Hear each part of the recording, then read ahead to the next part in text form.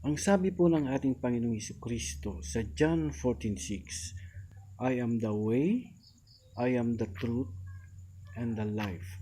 No one, sabi niya, comes to the Father but through me or except through me. So wala na pong iba na daan papunta sa Ama kundi siya lang. Ni ang mga ating mga apostol, wala pong nagsabi na sila ang daan, sila ang katotohanan, sila ang buhay. Tanging ang ating Panginoong Jesucristo lamang ang may sabi nito. At kung ito po ay hindi mo pinaniniwalaan, sinasabi mo na sinungaling ang ating Panginoong Jesucristo.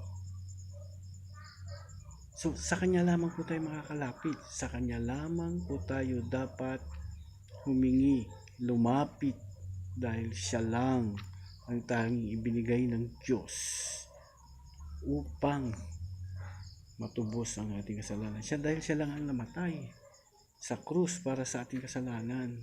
Kaya siya lang ang daan. Wala na pong iba. Wala na pong iba.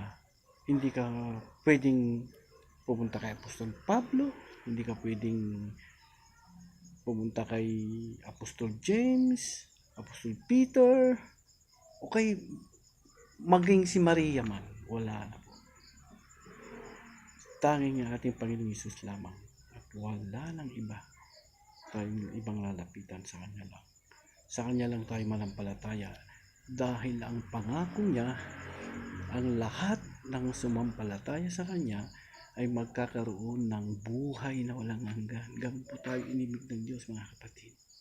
Huwag po nating hatsayangin ang binigay ng ating Panginoong Hesus upang tayo ay magkaroon ng buhay na walang hanggan. Tayo ay magkaroon ng pagkakataon na makasama ang Diyos. Di po ba?